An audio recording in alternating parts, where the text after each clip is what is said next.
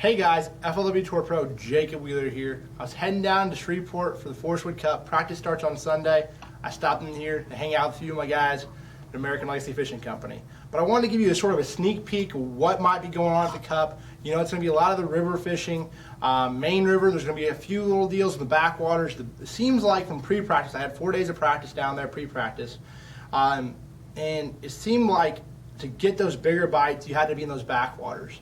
But on the main river, there's a lot more bites. So it's really just going to be, you know, switching it up and being able to adapt. You know, a guy can go to an area and spend all day in a backwater and get 6 bites, and they might be the right bites, but, you know, it's a little scary to do that. So you're going to have multiple areas. One thing I'm confident in saying is this tournament will not be won in just one area. There's going to be multiple patterns, multiple baits, and multiple areas that are going to play into this tournament win.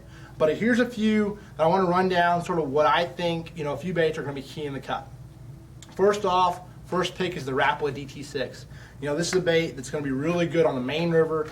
Cranking rocks, cranking wood, a little bit deeper. These fish are setting up on those rock walls. And what happens is they sit in from about 3 foot to 6 foot. And that DT6 can run about that perfect depth for them. Another really good bait for the main river and those backwaters is the Trigger X Goo Bug. Okay, that's going to be a great bait for flipping wood, punching into the actual vegetation, flipping up there in the backwater. Just going to be a bait that you're going to eat. You know, now when you think about main river, also topwaters. Your buzz baits are going to play a huge factor. There's a lot of vegetation down there, so a frog's going to play. But the wild card of the whole event, and I think this could play, it just depends on what the watercolor is now. You know, they had a little bit of rain down there, so it's going to depend on what happens. But in Alabama, it could play a huge role in this event.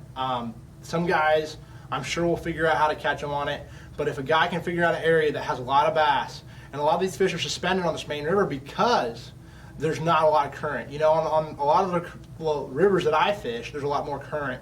But on the Red River itself, you know, there's locks and dams, and it just doesn't seem like the current flows that much. At least when I was there wasn't very much at all.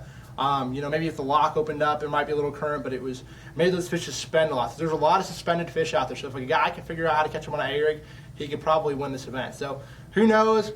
Definitely one of those baits is going to play a huge role in this tournament. But we're going to go down there to Shreveport and give it our best shot. We'll see you there.